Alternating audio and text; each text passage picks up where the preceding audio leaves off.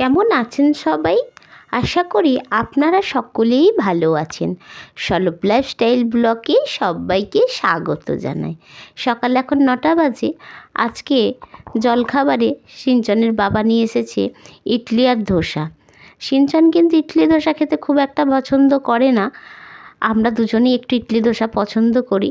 একটি নতুন দোকান আমাদের সলপে খুলেছে, সেখান থেকেই এই ইডলি ধোসা নিয়ে চলে এসেছে। চলুন খেয়ে দেখি নতুন দোকানের ইডলি ধোসাটা কীরকম। আপনারা সকলেই জানেন বাচ্চাদের পরীক্ষা শুরু হয়ে গেছে আগস্ট মাস থেকেই।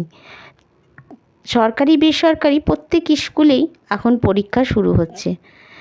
চলুন ইডলি ধোসা আমরা খেয়ে নিই, সিঞ্চনের জন্য রেখে দিই। দুপুর এখন 1টা। এই দেখুন সিঞ্চনকে আজকে কীভাবে নিয়ে যাওয়া হচ্ছে। আমাদের চারিদিকটা জল, জুতো মোজা পরিয়ে দিয়েছি, জলে ভিজে যাবে, তাই ওর বাবা ওকে কোলে নিয়ে জলটা পার করে দেয়, তারপরে আমরা টোটো গাড়িতে গিয়ে বসি।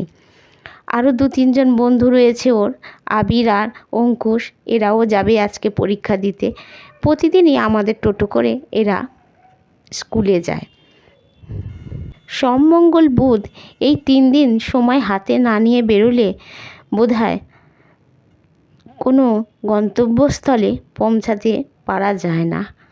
বাঁকড়াটা এতটাই জ্যাম হয়ে থাকে যে গাড়ি এগোতে আর চায় না।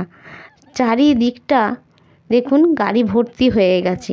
কখন যে একটু একটু করে গাড়ি সরবে তা ঠিক নেই। আজ হয়তো পরীক্ষা ছেলের দিতে হয়তো একটু লেট হয়ে যেতে পারে। বাঁকড়াটা খুবই আজ গাড়ির লাইন পড়েছে, কিচ্ছু করার নেই। দাঁড়িয়ে রয়েছি আমরাও, টুকটুক করে পাশ দিয়ে যাবার চেষ্টা করছি। টুকটুক করে আমরা ছেলের স্কুলে পৌঁছাবো। এখন তো গাড়ির লাইন রয়েছে। আমার ব্লগ আপনাদের কেমন লাগছে আমাকে কমেন্ট করে জানান। ভালো লাগলে ছোট্ট একটা লাইক দিন। চলে